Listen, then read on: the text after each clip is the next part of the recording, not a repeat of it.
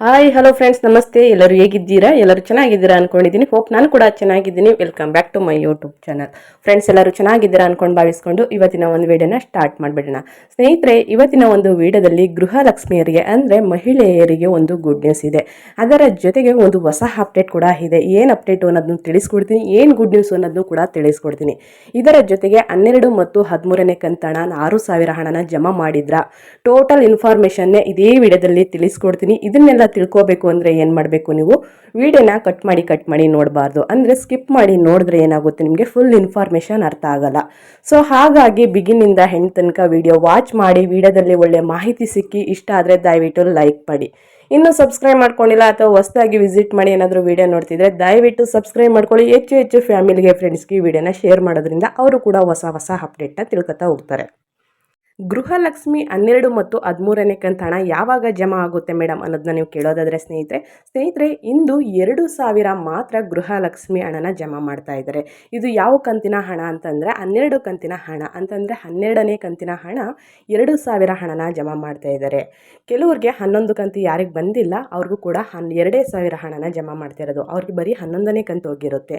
4,000ನ ಯಾವಾಗ ಬಿಡುಗಡೆ ಮಾಡ್ತಾರೆ? ಲಕ್ಷ್ಮಿ ಹೆಬ್ಬಾಳ್ಕರ್ ಅವರು ನೋಡಿದ್ರೆ 6,000 ಹಣನ ಬಿಡುಗಡೆ ಮಾಡ್ತೀವಿ, 4,000 ಹಣನ ಬಿಡುಗಡೆ ಮಾಡ್ತೀವಿ ಅಂತ ಹೇಳ್ಬಿಟ್ಟು ಇವಾಗ ಬರೀ 2,000 ಹಣನ ಬಿಡುಗಡೆ ಮಾಡ್ತಿದ್ವಿ ಅಂತ ಹೇಳ್ತಾ ಇದ್ದಾರಲ್ಲ ಮೇಡಮ್ ಅನ್ನೋದು ನೀವು ಕೇಳೋದಾದ್ರೆ ಸ್ನೇಹಿತರೆ, 11ನೇ ಕಂತು ಹಣನ ಮಾತ್ರ ಬಿಡುಗಡೆ ಮಾಡ್ತಾ ಇದ್ದಾರೆ. ಯಾರಿಗೆಲ್ಲ 11ನೇ ಕಂತು ಬಂದಿದೆ ಅವ್ರಿಗೆ 12ನೇ ಕಂತು 2,000 ಹಣನ ಬಿಡುಗಡೆ ಮಾಡ್ತಾ ಇದ್ದಾರೆ.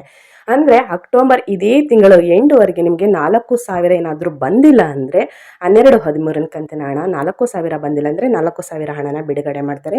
ಇದಾದ ನಂತರ ಯಾರಿಗಾರು 12ನೇ ಕಂತು ಹಣ ಬಂದಿದ್ರೆ 13ನೇ ಕಂತು ಹಣ 2,000 ಮತ್ತೆ ರಿಲೀಸ್ ಮಾಡ್ತಾರೆ ಅಂತಲೇ ಹೇಳ್ಬೋದು.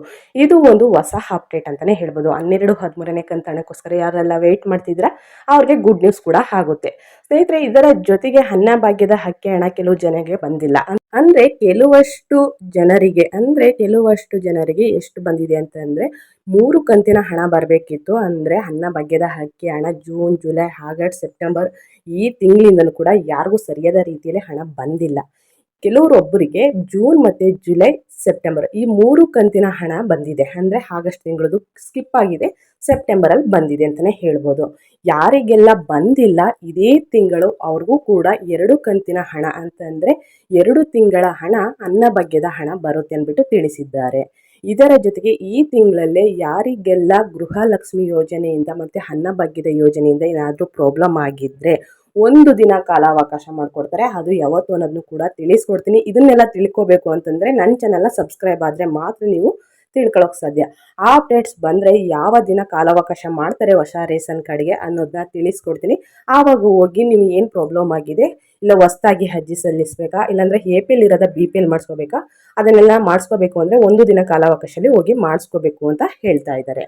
ಇವತ್ತಿನ ವಿಡಿಯೋ ಇದಾಗಿರುತ್ತೆ. ವಿಡಿಯೋ ಇಷ್ಟ ಆಗಿದ್ದಲ್ಲಿ ದಯವಿಟ್ಟು ಲೈಕ್, ಕಮೆಂಟ್, ಶೇರ್ ಮಾಡಿ ಅಂತ ಹೇಳ್ತಾ ಮತ್ತೊಂದು ವಿಡಿಯೋ ಜೊತೆ ಮತ್ತೊಂದು ಹೊಸ ಅಪ್ಡೇಟ್ ನಾನು ತೊಗೊಂಡು ಬರ್ತೀನಿ. Thank you for watching.